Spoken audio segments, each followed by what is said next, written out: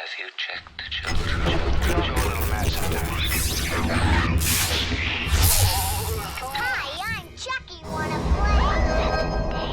Sometimes that is better. You're gonna need a bigger boat.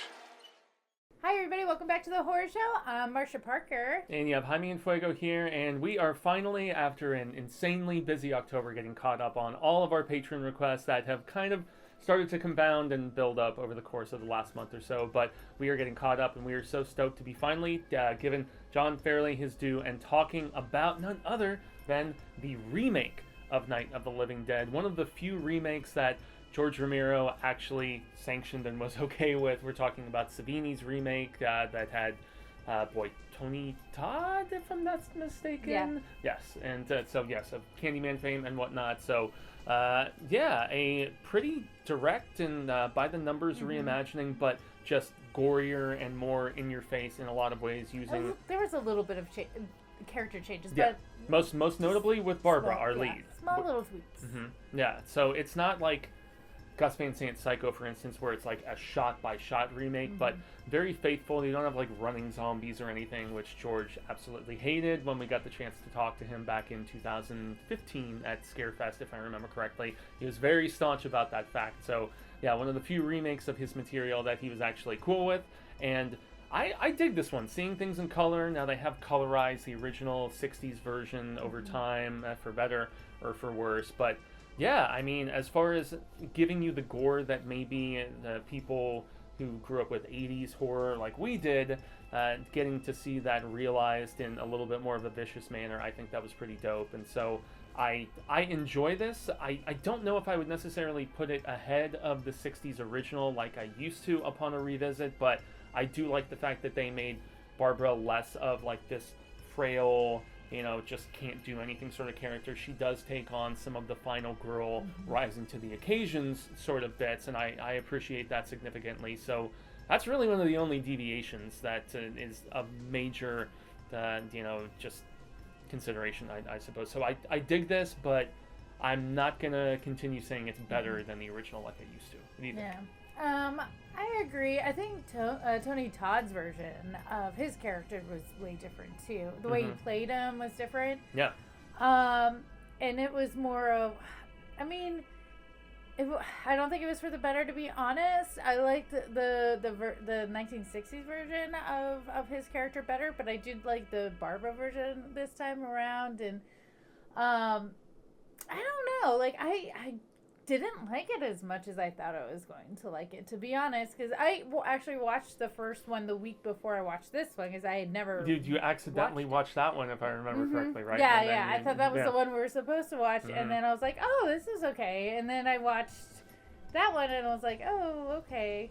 They were both very slow and very dry, and that's, when you're, tired all the time, that's not the best type of movie to watch, to be honest. I think I felt nodded asleep the first one like a couple of times. On this one, I just I don't know. It wasn't as annoying because it was more up to date, so the acting felt a little bit of the times versus the 1960s version, which was very over dramatic and overacted. But some of the character or acting decisions in this Savini one just didn't grab me as much. Yeah, so it improved on a few things, and then, there's other things where it just couldn't match the iconicness of the original, I guess. And so, I mean, as far as story, yeah, if you've seen the original, you know that there are the dead rising from their graves and so on, and this woman by the name of Barbara, her brother gets killed at this graveyard where they are, leaving some flowers, as they do annually, for a dead loved one, and so she ends up in this house with this is where in the 90s I don't think it just has as much social significance as it did in the 60s, where all the civil rights movements were going on and everything, and to have a strong black lead, this just kind of falls short in that regard, because it wasn't as much of a snapshot of everything else that was going on in the real world at the time. And that's not to knock Todd's performance, as we'll get into, but yeah, as far as the boldness of the storytelling, I think, in the casting especially, this just can't match that, but yet still good in that regard. And then there's other people who seek refuge there, and it does turn into Cecil's favorite type of film, a bunker film.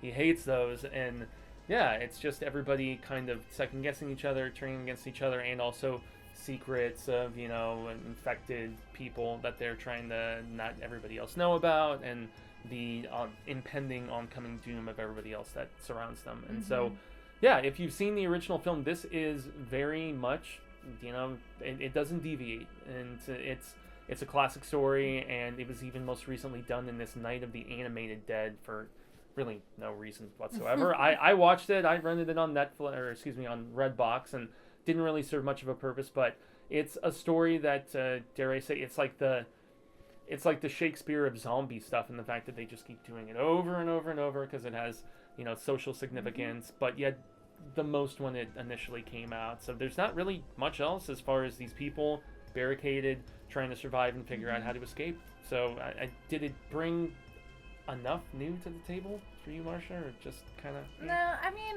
I felt like the first, and I know I'm going to compare the two because they're supposed to be. I think it feels justified just because they were so similar, but they're different aspects. Like in the first one, the people who own the house were dead and upstairs, and then this one they weren't.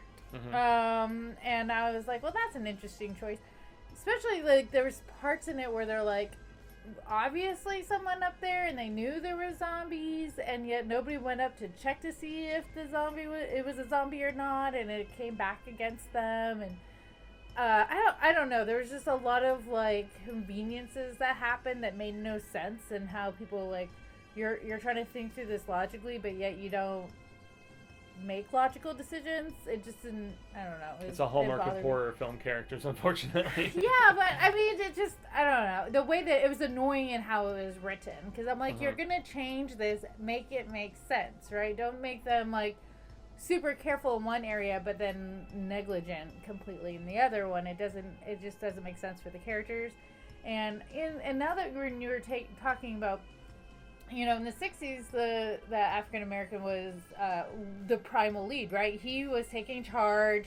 He had direction. He knew what to do. He also didn't want to be accused of being the guy taking care of the black guy taking care of this white woman, which I understood that. Oh, and he's like slapping some of the white men around who are being all timid and stuff in that original film. Yeah, and then this one, Tony he took it the other direction, where it's just he wasn't strong, and he let Barbara kind of overpower him in a way, and that's like they took that role away from him and gave it to her, which, you know, okay, maybe they were trying to give the women more power there because it was the 90s and what's going on in the 90s, sure, but I don't know, it just still bothers me how they changed that role up, because it didn't really make sense with his character. Yeah, and then the other actors they threw in there seemed like the family that was downstairs, that, you know, they made sense. They held true and they worked well. But I don't know. And I did like the extra gore. It was gory. Got more zombies. I don't know. Yeah, more zombies, more carnage, and I guess we've kind of like touched upon the acting at least a little bit, but I will double down in the fact that this new actress who, well, new at least in this incarnation, you know, who played Barbara, she has more of a toughness to her, more of that rising to the occasion. It's like, this did feel like reactionary writing in a lot of ways, because of the fact that she was so undersold in the original one and was so helpless and so like practically catatonic in the first film. And very annoying. And yes, very people annoying. People are like, hella she's too annoying. Let's go to the way opposite direction with her this time. Yeah, but it did take away some of the significance of, you know, the black character who was so pivotal in the original film, and so that's obviously kind of a bummer. But it you know, they were trying to.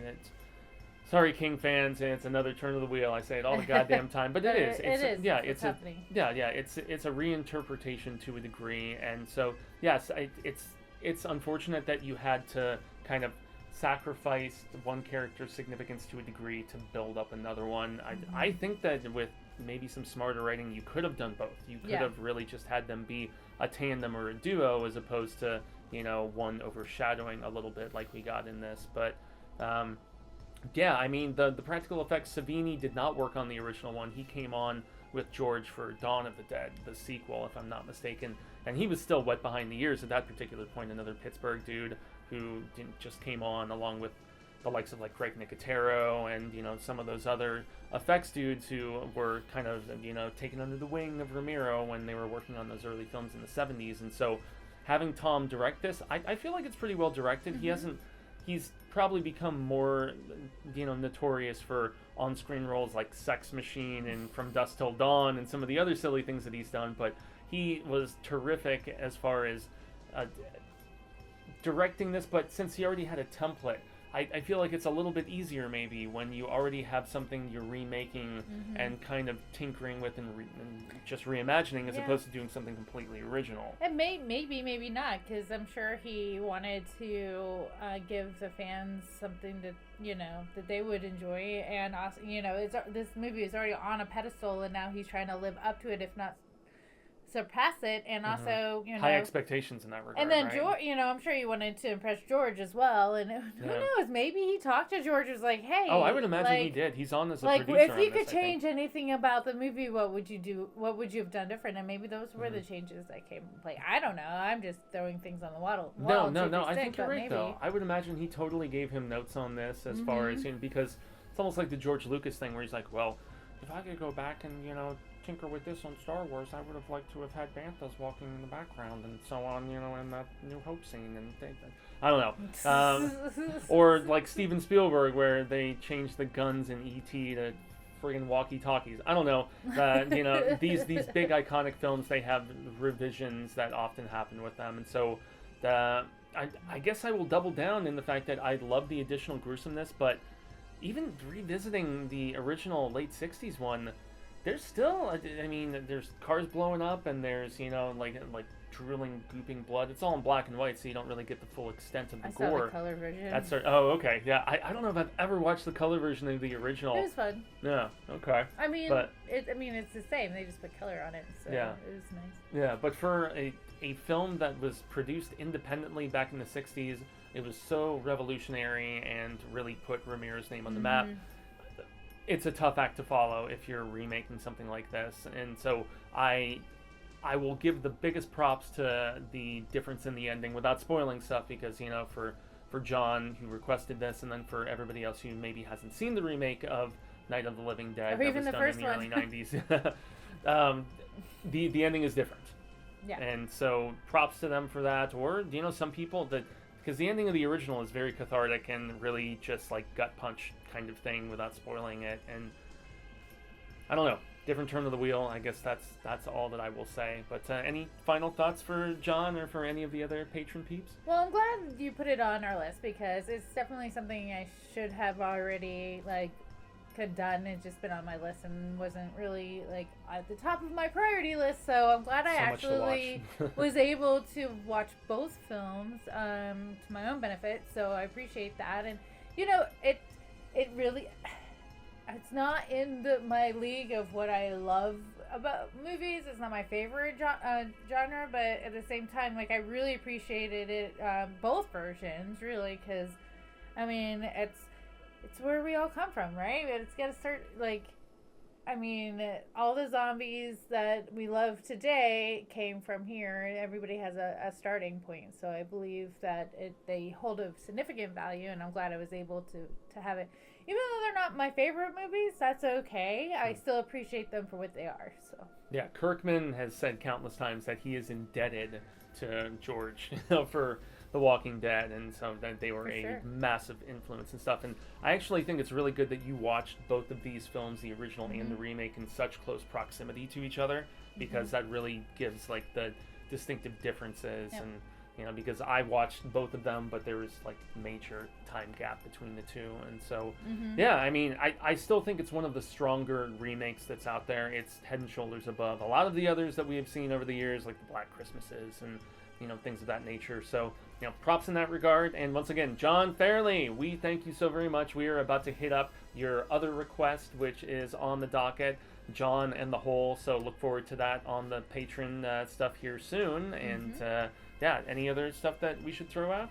Nope, I think we got it. Damn easy. So if you want to become a patron, we've got all of the information below. We're not sure if this is going to migrate to the main channel or just stick on the Patreon, but if you would like to become one, yes, you can tell us what to do. Reviews, commentaries, all kinds of coolness. On the main channel, Marcia and none other than Cecil, the founder of the Feast, just got done doing a commentary of Paranormal Activity Next of Kin. So if you are a patron and you see this, jump over, check that out, and listen to Cecil eat chips. And so Yeah, and me screaming and hurting myself.